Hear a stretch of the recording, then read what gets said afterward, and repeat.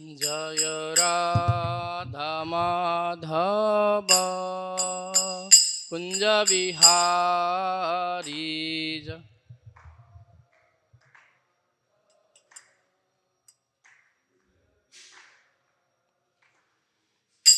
जय राधा माधव कुंज बिहारी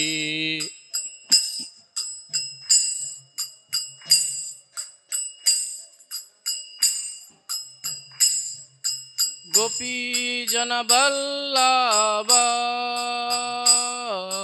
गिरिवर धारी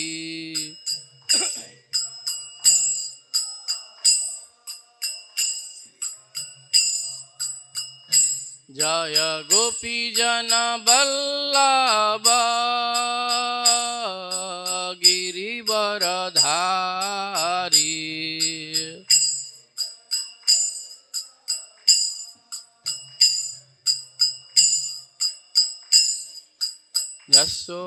यशोदानंदन ब्रज जन रंजना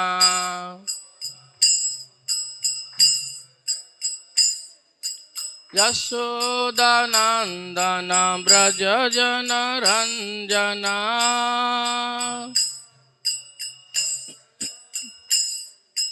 यशोदानंदन ब्रज जन रंजना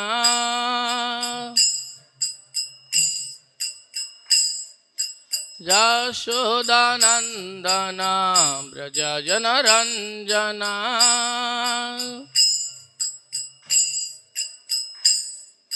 यमुना तीर बनचारी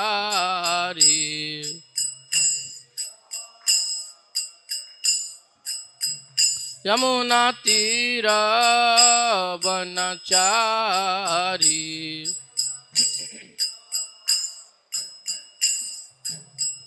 यमुना तीर बनचारी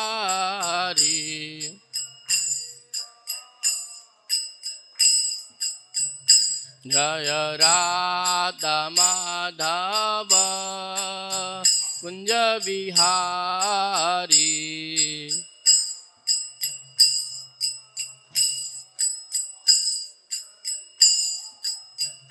जय राधा माधव कुंज बिहारी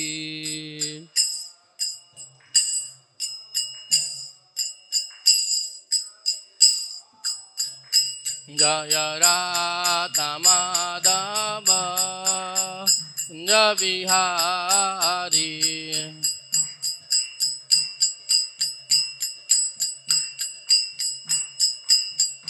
जय Radha Madhav Kunj Bihari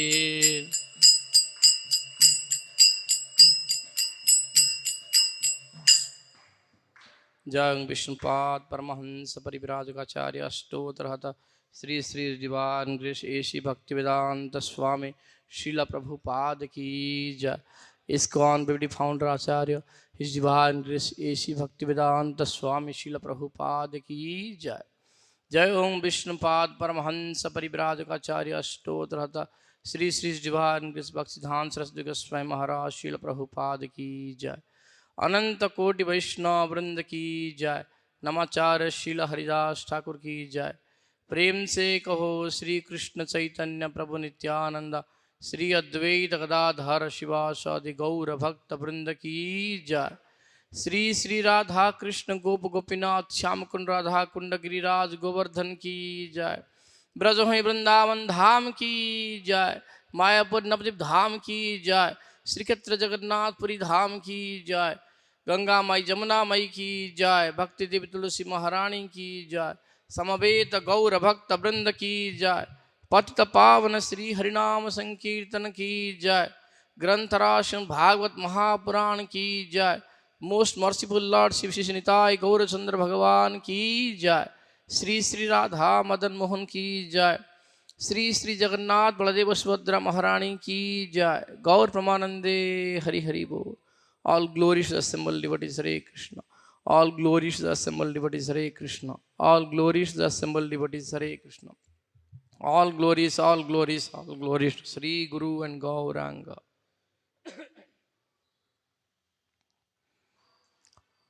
Om Namo Bhagavate Vasudevaya.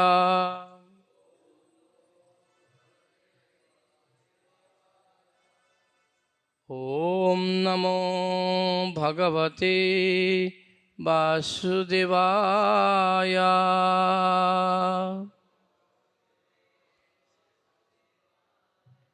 Om Namo Bhagavate Vasudevaya.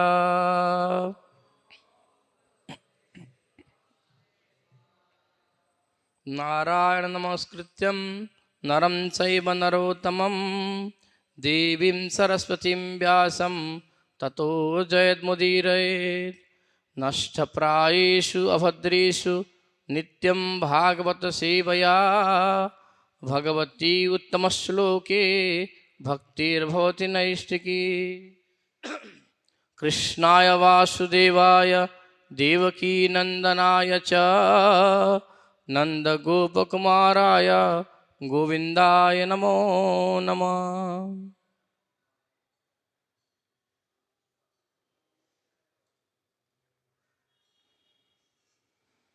Reading from Srimad Bhagavatam, Canto 4, Chapter 26, Text 6. Tirtheshu Pratidrishteshu Raja Medhyan Pasun Bane Javad Artham Alam Lubdho Hanyad Iti Niyamyate Tirtheshu Pratidrishteshu Tirtheshu Pratidrishteshu Raja Medhyan Pasun Bane Raja Medhyan Pasun Bane Javad Artham Alam Lubdho Yavad Artham Alam Lubdho Hanyad Iti Niyamyate Hanyad Iti Niyamyate Tirtheshu Pratidrishteshu Raja Medhyan Pasun Bane Yavad Artham Alam Lubdho Hanyad Iti Niyamyate Tirtheshu Pratidrishteshu Raja Medhyan Pasun Bane Yavad Artham Alam Lubdho Hanyad Iti Niyamyate. Shri Nitai Gaurchandra Bhagavan Radha Madan Mohan Jagannath Bal Sudra Maharani ki jai.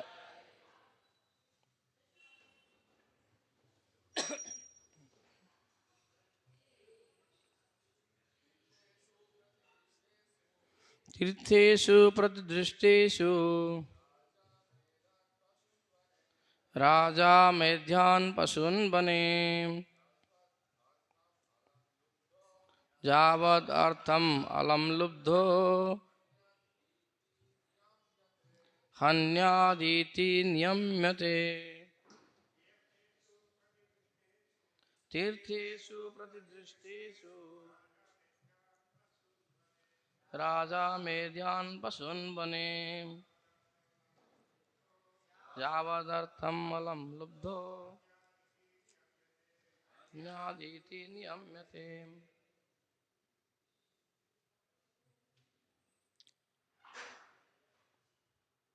Mataji's.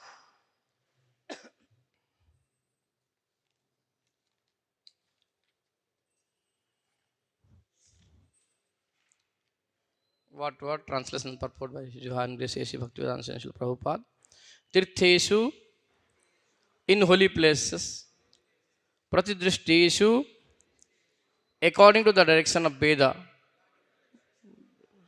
Raja, a king, Medhyan, fit for sacrifice, Pashun, animals, Bane, in the forest, Yavat, so much, Artham, required, Alam, no more than that, Lubdha, being greedy, Hanyat, one may kill, Iti, thus, Niyamyate, it is regulated. Translation. If a king is too attracted to eating flesh, he may, according to the directions of the revealed scriptures on sacrificial performances, go to the forest and kill some animals that are recommended for killing. One is not allowed to kill animals unnecessarily or without restrictions. The Vedas regulate animal killing to stop the extravagance of foolish men influenced by the modes of passion and ignorance. Purport. The question may be raised, why a living being should be restricted in sense gratification? If a king to learn how to kill may go to the forest and kill animals, why should a living entity who has been given the senses not be allowed unrestricted sense gratification? At the present moment, this argument is put forward even by so-called swamis and yogis who publicly say that because we have senses, we must satisfy them by sense gratification. The foolish swamis and yogis, however, do not know the injunctions of the Shastras. Indeed, sometimes these rascals come out to defy the Shastras. They even publicly announce that there should be no more Shastras, no more books. Just come to me, they say, and I shall touch you, and you will become immediately spiritually advanced. Because demonic people want to be cheated, so many cheaters are present to cheat them. At the present moment, in this age of Kali Yuga, the entire human society has become an assembly of cheaters and cheated. For this reason, the Vedic scriptures have given us proper directions for sense gratification. Everyone is inclined in this age to eat meat and fish, drink liquor, and indulge in sex life. But according to the Vedic injunction, sex is allowed only in marriage. Meat eating is allowed only when animal is killed and offered before the goddess Kali. And intoxication allowed only in a restricted way. In this verse, the word niyamyate indicates that all these things, namely animal killing, intoxication, and sex, should be regulated. Regulations are meant for human beings, not for animals. The traffic regulations on the street, telling people to keep to the right or the left, are meant for human beings, not for animals. If an animal violates such a law, he is never punished, but a human being is punished. The Vedas are not meant for the animals, but for the understanding of human society. A person who indiscriminately violates the rules and regulations given by the Vedas is liable to be punished. One should therefore not enjoy his senses according to his lusty desires, but should restrict himself according to the regulative principles given in the Vedas. If a king is allowed to hunt in forest, it is not for his sense gratification. We cannot simply experiment in the art of killing. If a king, being afraid to meet rogues and thieves, kills poor animals and eats their flesh comfortably at home, he must lose his position. Because in this age, kings have such demonic propensities. Monarchy is abolished by the laws of nature in every country.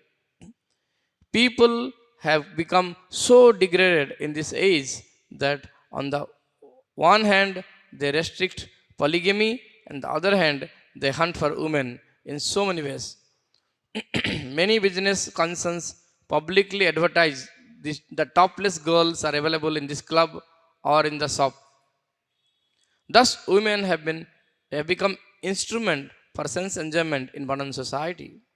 The Vedas enjoin, however, that if a man has the propensity to enjoy more than one wife, as is sometimes in the propensity for men in the higher social order, such as Brahmanas, Kshatriyas, and Vaishyas, and even sometimes Sudras, he is allowed to marry more than one wife.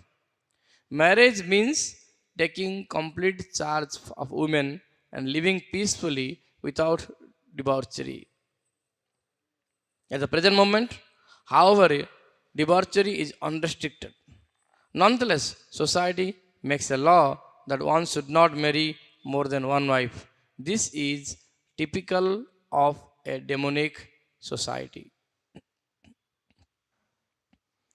Om Jnanatimirandhasya Jnananjanasalakaya Chakshurunmilitam Yena Tasmai Shri Gurave Namah. Shri Chaitanya Manobhishtam Sthapitam Yena Bhutale Swayam Rupa Kadamaiham Tadati Swapadantikam Vandeham Shri Gurah Shri Juta Padakamalam Shri Gurun Vaishnavamscha Shri Rupam Sagrajatam Sahagana Raghunathanutam Tang Sajivam Sadvaitam Sabadhutam Parijana Sahitam Krishna Chaitanya Devam Sri Radha Krishna Padan Sahagan Lalita Sri Visakhanitamsa Namo Vishnupadaya Krishna Prasthaya Bhutale Srimati Bhakti Vedanta Swami Iti Namini Namaste Saraswate Deve Gauravani Pracharane Nirvishesha Sunyavadi Paschatya Deshatarane He Krishna Karuna Sindhu Dinabandhu Jagatpate Gopisa Gopika Kanta Radha Kanta Namastute Tapta Kanchana Gaurangi Radhe Vrindavaneshwari Vrishabhanusude Devi Pranamami Haripriye Jayatam Srutopango Mamandamatergati Mat Sarvasva Padamboja Radha Madana Mohanam Divya Vrindaranya Kalpadrumado Srimad Ratnagara Singhasanastho Sri Sri Radha Shila Govinda Devo Prasthalivi Sevyamano Smarami Sriman Rasarasarambi Bansi Badatadastita Karshan Beno Soner Gopi Gopinatha Sriyastunaham Namo Mahavadanyaya Krishnam Prem Pradayate Krishnaya Krishna Chaitanya Namne Gauratase Namaha Panchatattvatmakam Krishnam Bhakta Rupa Swarupakam Bhaktavatara Bhaktakyam Namami Bhakta Saktikam Jai Sri Krishna Chaitanya Prabhu Nityananda Sri Advaita Gadadhara Srivaswadi Gaura Bhakta Vrinda Hare Krishna Krishna Krishna Hare Hare Hare Rama Rama Rama Hare Hare Mukhaṁ karoti vācālaṁ Pangu Langhayate Giri Yat Krupātamahang Bande Sri Guru Dinatarine Paramananda Madhava Sri Chaitanya Iswaram. Hare Krishna. Before I would like to discuss Srimad Bhagavatam, this specific verse of 4.26.6, I sincerely seek the blessings of His grace. Ananda Prabhu, His grace, Rajesh Shyam Prabhu and all the Ashtamali Vaishnavas and Vaishnavis. By your blessings, we may be able to discuss Srimad Bhagavatam the way that it will cleanse our heart and purify us.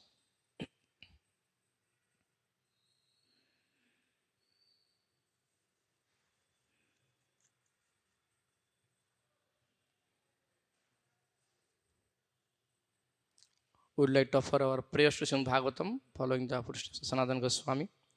Sarvasastrabdhi Piyusa Sarvavedika Satpala Sarvasiddhantaratnadhyam Sarvalokeka Drukpada Sarvabhagavata Prana Srimad Bhagavata Prabho Kalidbhanta Dutaditya Sri Krishna Parivartita.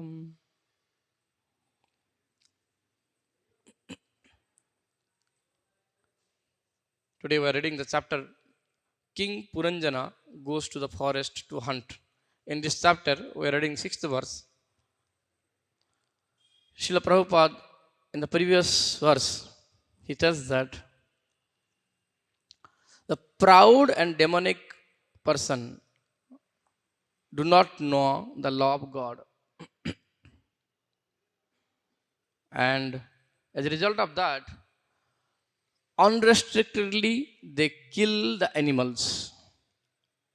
The reason behind this, Srila Prabhupada, is that the proud people, because they are proud, they cannot understand the scripture. And the result is unrestricted animal killing. And in this verse, Prabhupada tells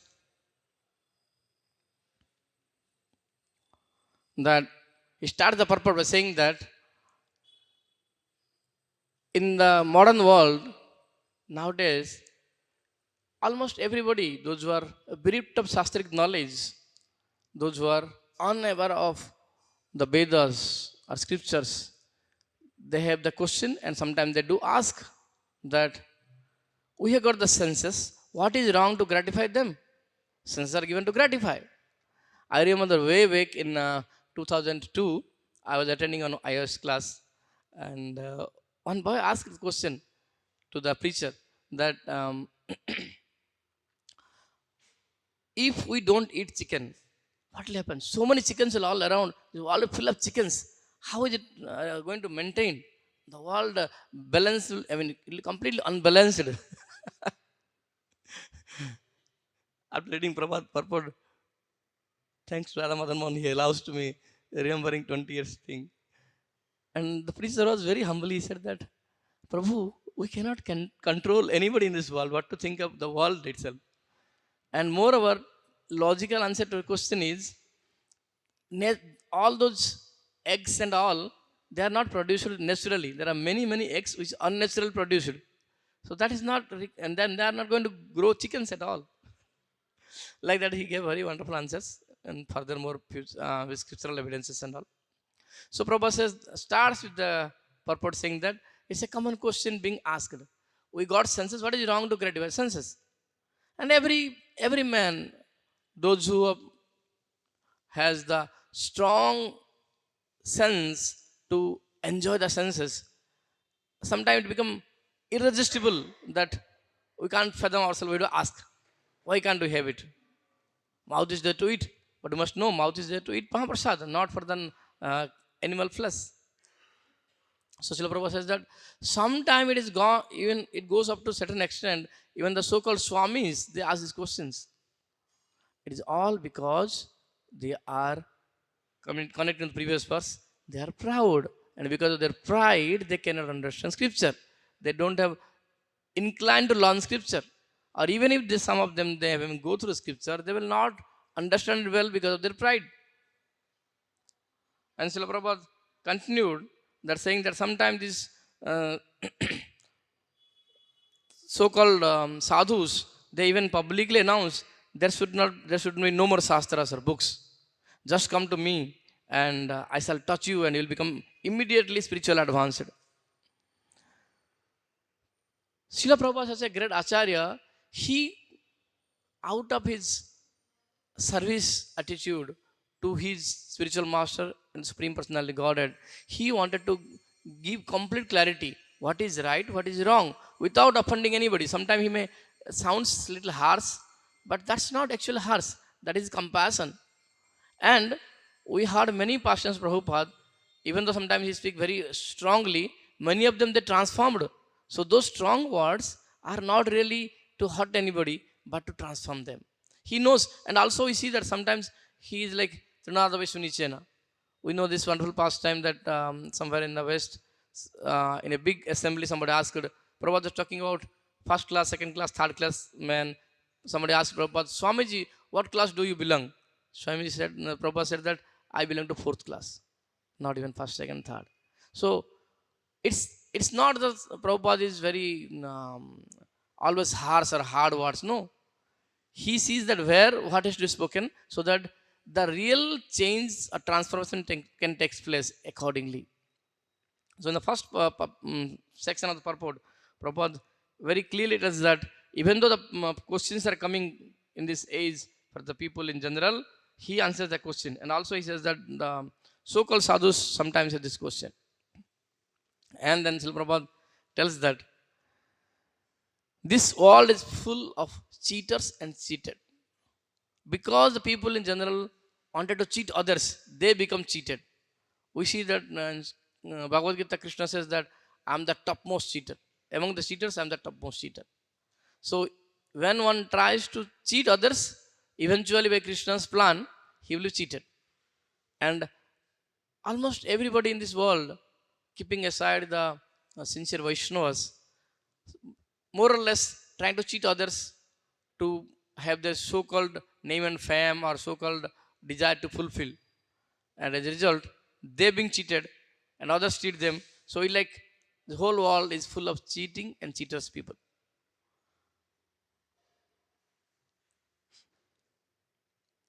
Srila Prabhupada takes the second para, telling that he's talking about the regulatory principles, meat eating, illicit sex, and intoxication. In this verse, he didn't speak so much about intoxication, but gambling.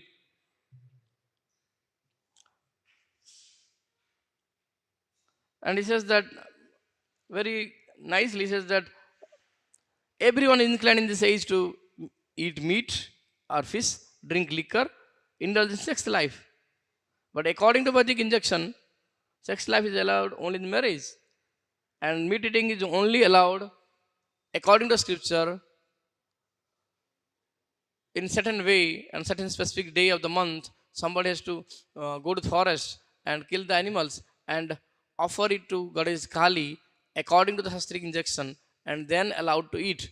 Srila Prabhupada elsewhere in Chaitanya Charitamrita writes that he will be so feeling obnoxious by hearing the when crying of the animal, and it will be very hard for him. So eventually he'll give it up. So idea is that Vedic injunction is given only to those class of people, those who cannot resist but have to go for these activities. In Vedic injunction, making them to regulate them in a way that eventually the whole idea is to give it up completely. Not that one must go and eat, go on eating it, or go on indulging on all these inappropriate activities.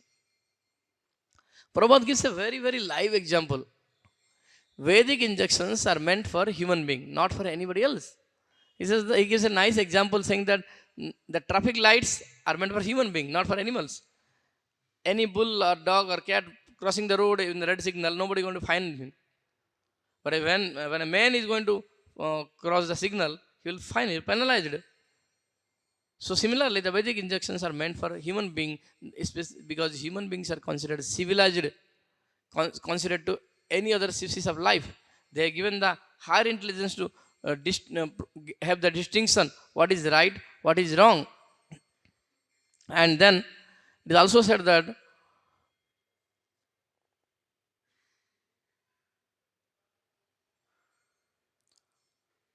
to answer the previous section of the purport, Prabhupada says that one, it doesn't mean that one has senses that one can go on fulfilling one's lust desire and continue to have inappropriate activities. That's not acceptable. Similarly, um, one has the lower nature of eating flesh. Doesn't mean that every day in day out he'll go on eating flesh.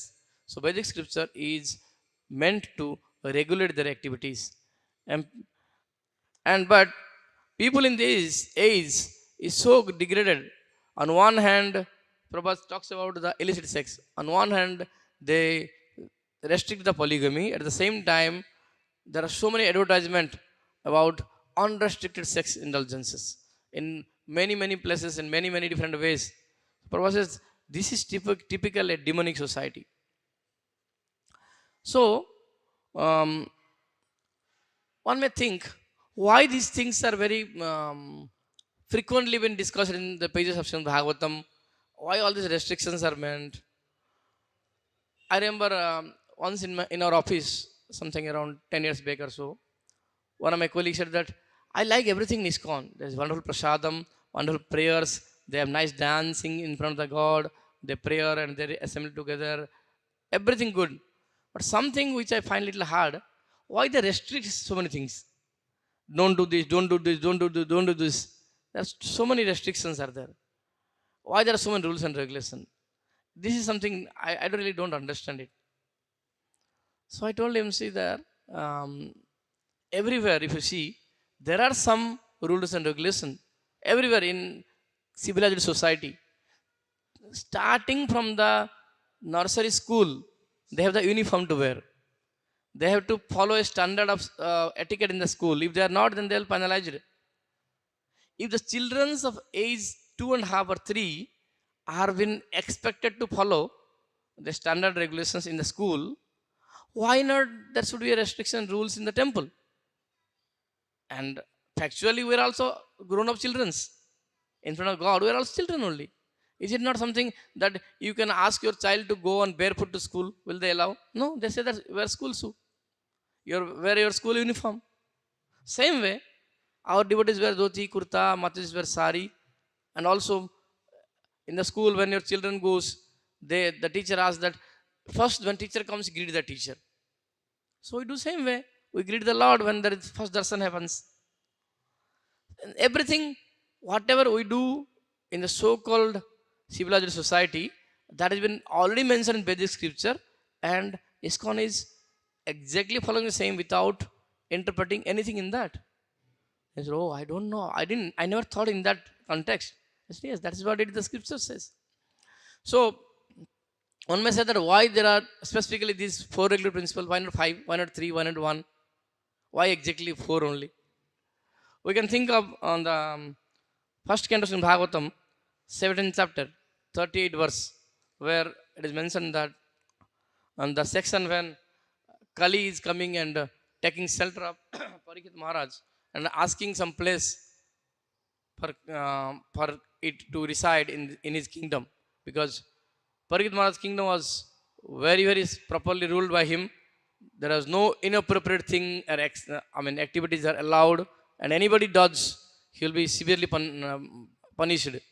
So Kali, before taking shelter of any place, anything, he thought that it's better, it is wise to get a place by the king itself so that I will not be punished at all.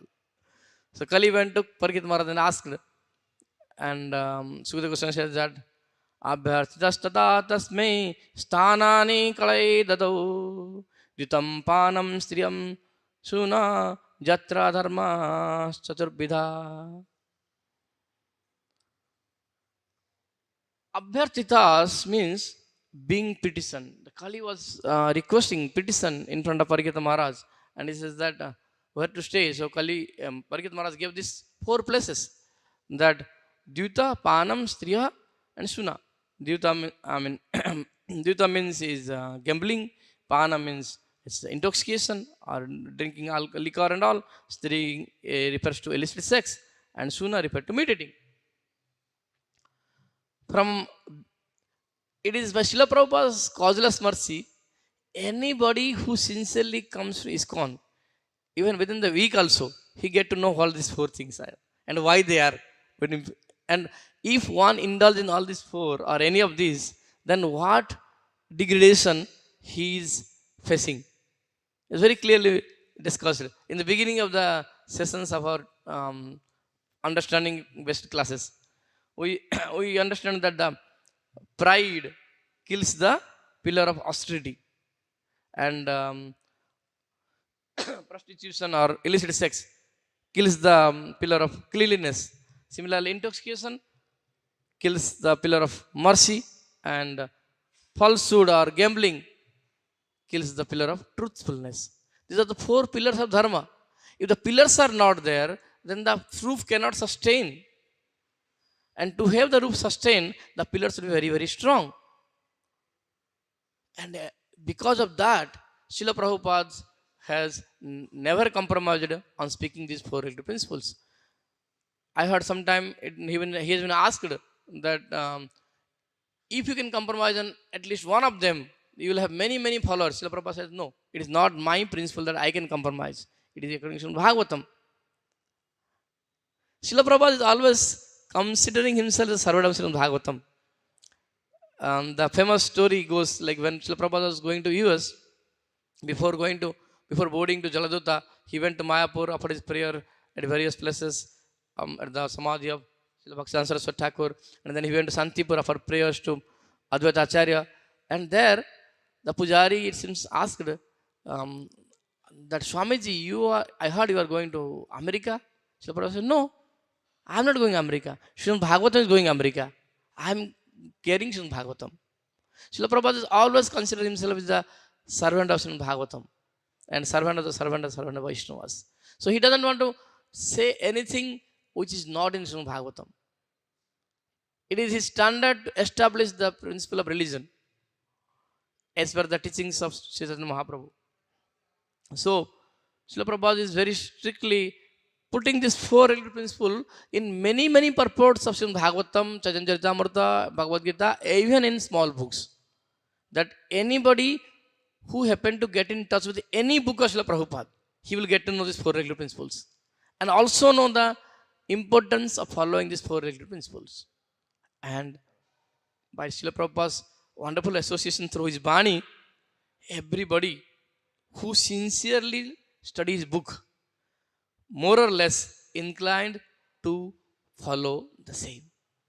That is why we see that even though so many things, so many inappropriate things are happening in the world, but still devotees and the followers of ISKCON are growing and growing and growing and growing. Why? Because Srila Prabhupada's special association is there through his Bani and through his purports. And everybody there with that association getting purified according to their level of sincerity. We see in Chaitanya Charitamrita Madhurila, the section where Chaitanya Mahaprabhu was teaching to Sanatana Goswami, Sanatana Sikhya, specific section where he was talking about Atmaram verse.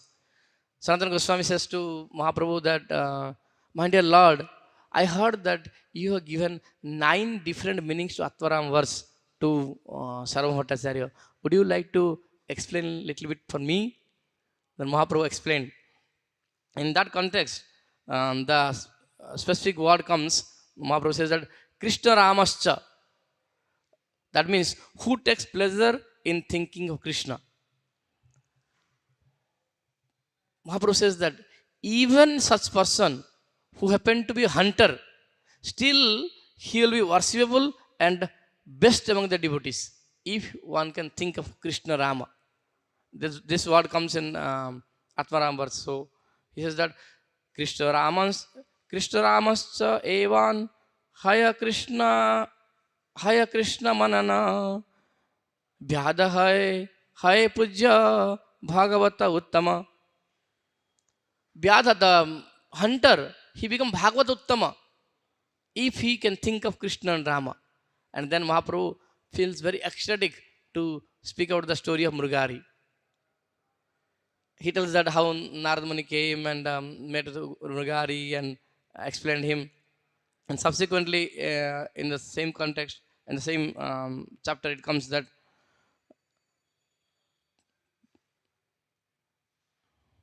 Narad संगे व्याध नारद संगे व्याधेर मन प्रसन्न हईला तार वाक्य सुनी मन में भय पूजिला.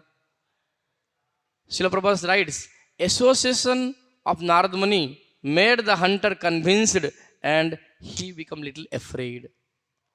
It's, it's that Narad Muni said, and earlier many people might have told, but Narad Muni's association made him to convince on the scripture that killing animal is a sinful activity.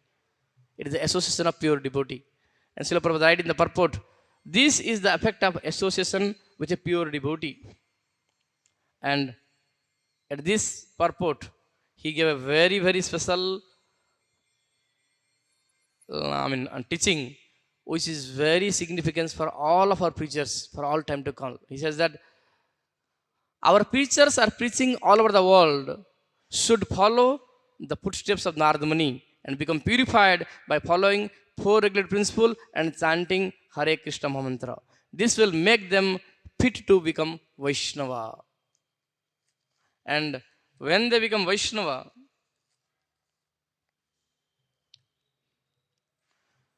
when they become fit to become Vaishnava, when they speak to the sinful people about Krishna conscious movement, people will be affected and take instructions. So it is not that anybody can go and tell anything and that will affect. Srila Prabhupada gives how a sincere preacher can really affect the audience. And if we are sincerely looking to help somebody to come to the lotus feet of Srila Prabhupada, here is the way. Srila Prabhupada says that all of our preachers should follow the 4 directives strictly and chant Hare Krishna mantra with utmost humility. And in this way, we are fit to preach Krishna consciousness. And as a result of that, it will affect the audience. And when it affects the audience will come and ask what is to be done. Like somebody says that, hey, what you are doing is wrong. And if the person who get affected by the talk that it is wrong, naturally he'll ask what is right. How to do right thing? I don't know. And that's what the sincere person comes and asks. And that is what even Sanatana Goswami asked before Mahaprabhu speak only. Who am I? I don't know, my dear Lord. Why am I suffering triple miseries and how I can get out of it? And any sincere follower of any sincere spiritual organization have the questions sincerely if they feel affected by the preachings. And Srila Prabhupada writes that pure Vaishnava is one who has no ulterior motive, totally dedicated himself to the service of Guru and Gauranga. He writes elaborately in the purport, but these are 2 prominent points, is that he has no other ulterior motive other than pleasing Guru and Gauranga or Krishna or God.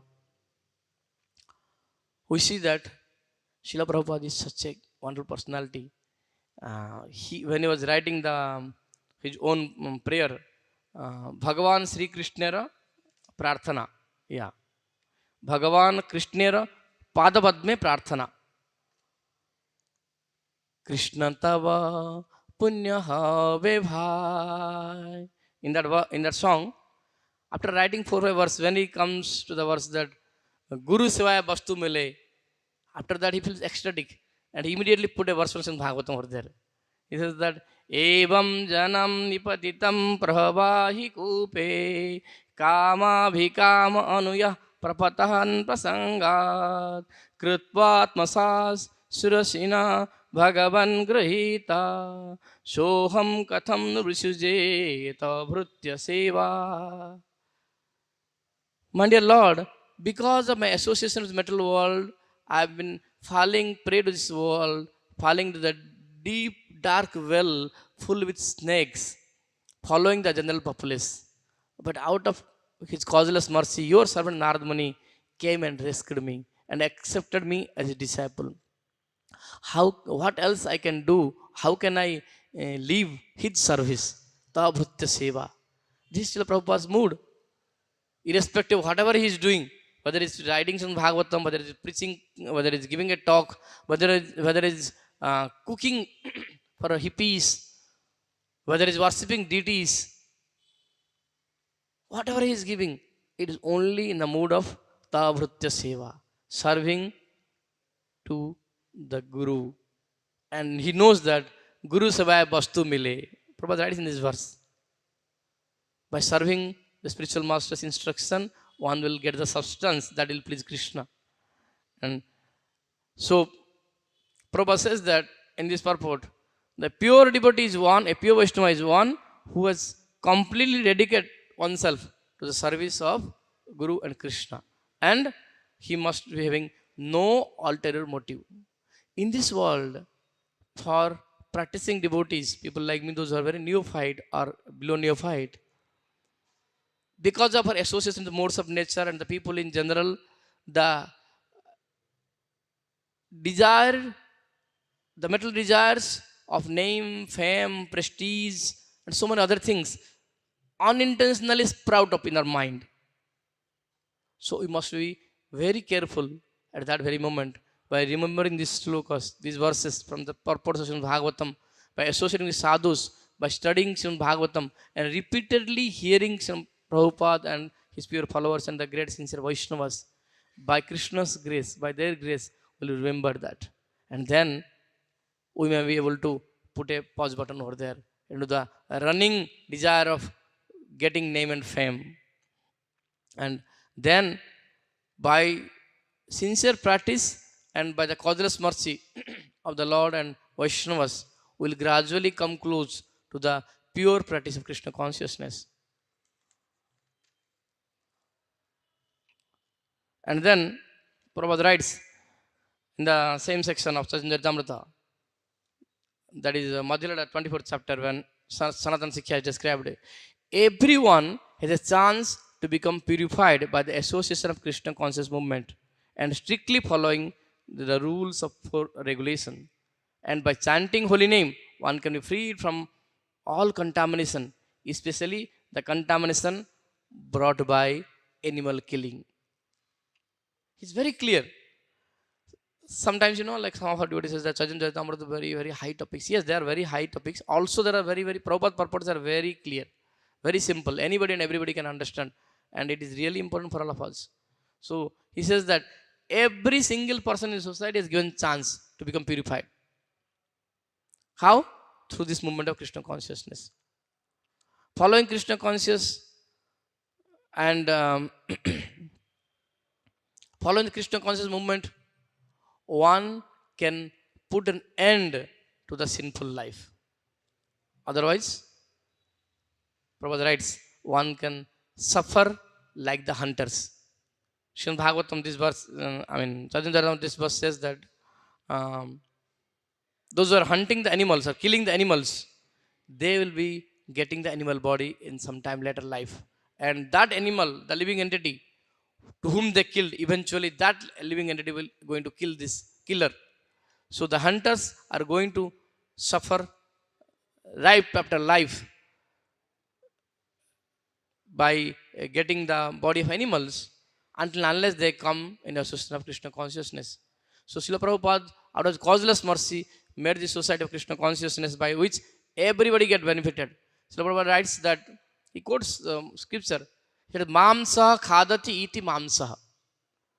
That means, it says that I am eating you, and in future, you are going to eat me, eat my flesh. So that's what is called mamsa. And anybody who, according to Shastric injunction, are going to eat meat, they will remember this, study this, understand this, and eat. And they will think that enough is enough. I cannot do anymore. Once, twice, ho gaya. Kitna baar karenge ise? So, we can go back to the purport of Srimad Bhagavatam again, from like first canto, 17th chapter, 38th verse, where Prabhupada gives the principle. If we can read, it's just not displaying. So, 17th chapter, 38th verse, where this four-legged principle mentioned, Prabhupada gives the religious principle for states to follow. He says the first 2-3 principles he gave. Every state can follow this to get out of the regular corruption of society. He says that people in general should do fasting twice in a month. And he says that by which he gives the reason also. He gives by which the scarcity of food will be reduced. And he also gave three, four more wonderful principles by which he says that no person should allowed to follow, I mean, transgress this four regular principle. If they are doing, they should be severely punished. And those who are um, those who have the lower nature, they cannot resist. For them, there should be a specific way of eating meat and going to all other things in a regulated way according to scripture. And anybody transgressing the regulation, they must be severely punished. 4 points Prabhupada writes like this, and he concludes by saying that in that verse, any state government who would like to get out of the corruption of the society of the state, they should follow this standard. Srila Prabhupada is such a having such causeless mercy upon all of us that he gives this wonderful instruction for everybody. And the real freedom is actually the freedom of regulated life. Actually speaking, if somebody even logically thinks, our senses are binding us. So where is question of freedom? If one follow this regulated principle, that means that is real freedom. He is able to regulate the senses, not get bind by senses. So this restriction is not restriction. Actually, it is a regulated freedom. And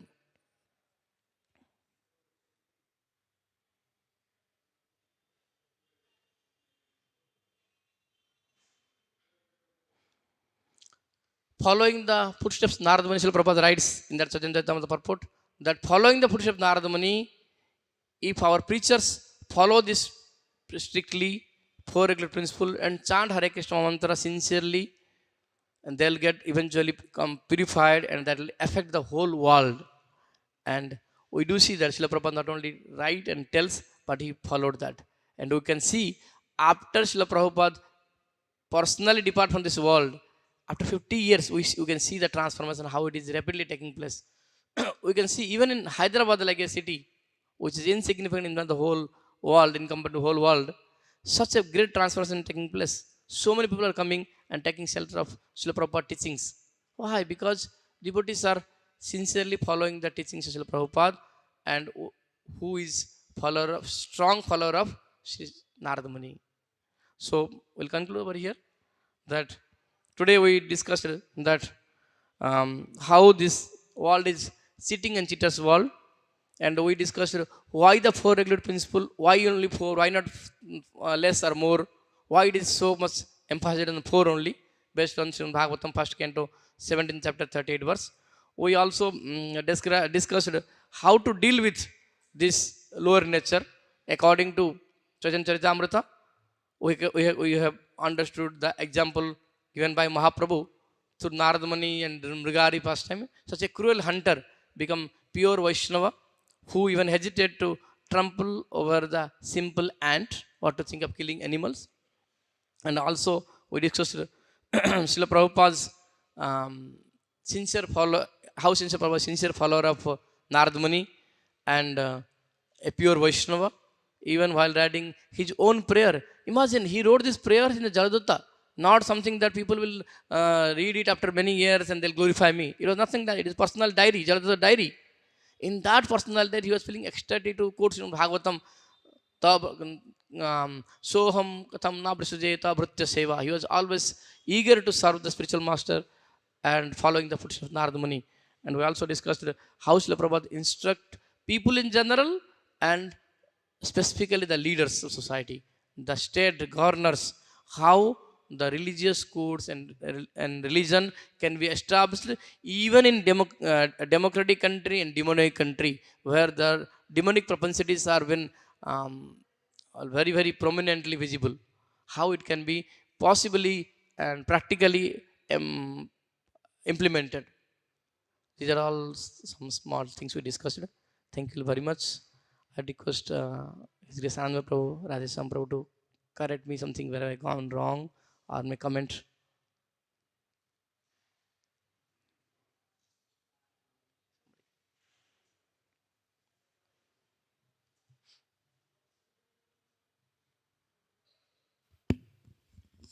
Could you clarify a little bit regarding the government law regarding marriage? It seems that according to the purport, what I could understand, but I'm not sure I understood properly. Presently, the government is restricting marriage to one wife. So, and it seems that Prabhupada says this is not proper law. There should be a possibility for a man to marry several wives so that his propensity can be regulated in that manner. Thank you, Prabhu. Thank you to remind. I leave that section. So Prabhupada says that even though the modern government is restricting the polygamy, that more than one wife marriage, but still there are so much advertisement of inappropriate illicit sex activities in the many places that Prabhupada writes very openly that the advertisement of topless girl and all these things are available in so and so places. So that's not the right way. And as Prabhuji said, Prabhupada writes that if somebody has that irresistible propensity, he may marry more than one wife and live peacefully without going for debauchery. But Prabhupada writes a very specific sentence in that. One must very carefully study that, and that is the what you can say. What I can say is qualification for one to go for polygamy. Prabhupada writes that. Let me read it once again.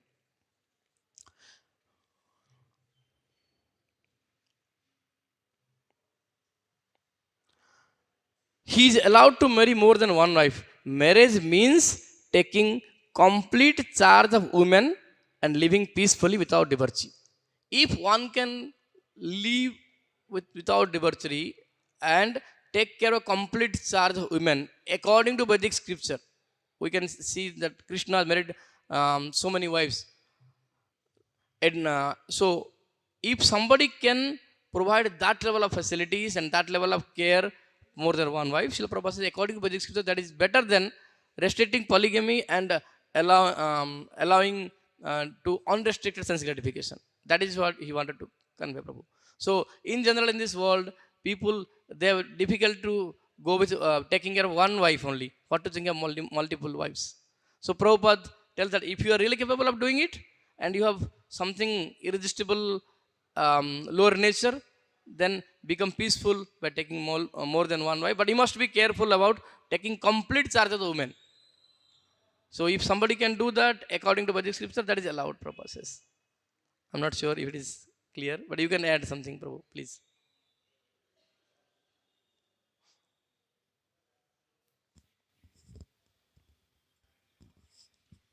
Yeah, all right. Your answer is I could understand.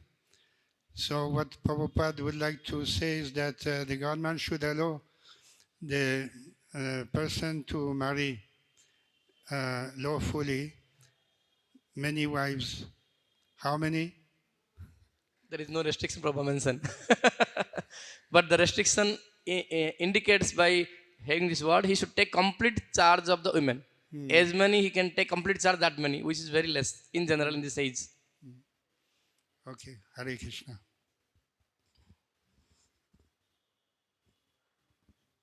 Rajesham Prabhu would like to correct anything.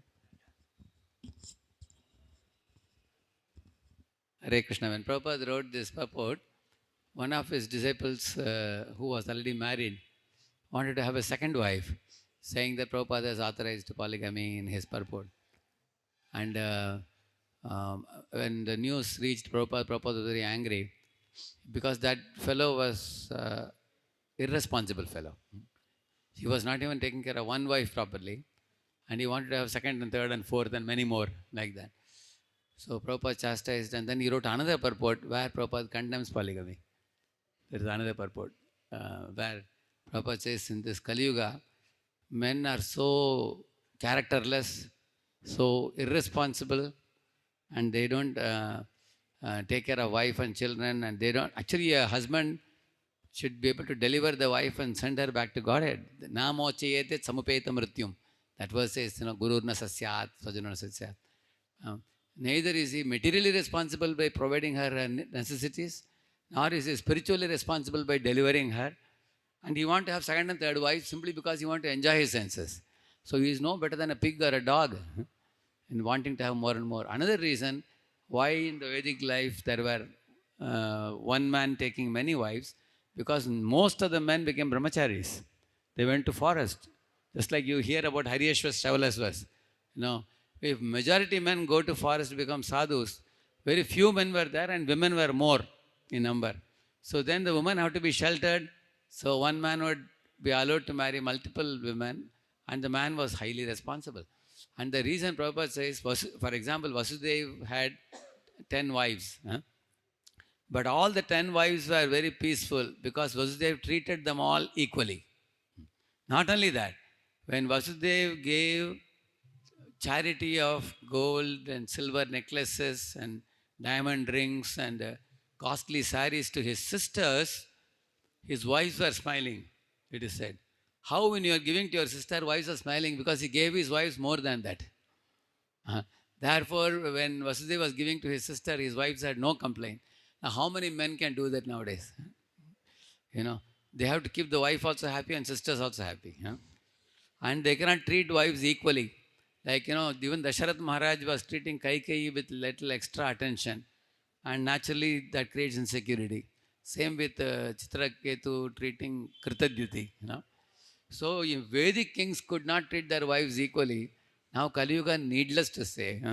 So, therefore, Prabhupada wrote that in case you want to marry one wife and maintain her properly. That itself is a big project for you, he said. Thank you, Rasi Prabhu. Anybody done any other comments? Samat Krishna Prabhu, you have something.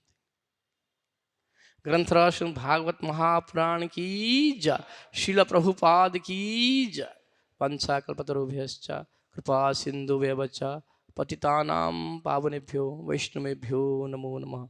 अनंत कोटि वैष्णव वृंद की जय। Thank you all very much.